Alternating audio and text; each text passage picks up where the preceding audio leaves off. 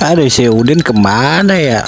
Main dari pagi sampai hampir beduk maghrib belum juga pulang. Assalamualaikum Pak Haji. Pak Haji ngeliat anak saya nggak? Oh, anak lo. Tadi sih gue lihat jalannya maju ke depan.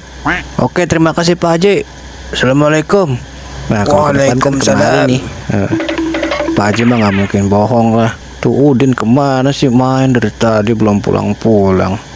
Sebelah sini sepi-sepi aja, udah pada pulang tuh bocah-bocah, tapi Udin belum pada pulang. Udin mana, nggak ada sini. Kata Pak Haji jalannya maju ke depan. Nah, berarti kan kemari. Kok kagak ada siapa-siapa? Nah, coba tanya lagi dah. Pak Haji, Pak Haji, Pak Haji, Pak Haji. Gimana sih Pak Haji? Tadi katanya jalannya maju ke depan. Iya emang bener, anak lo kan jalannya maju ke depan. Kalau jalannya mundur mah undur-undur.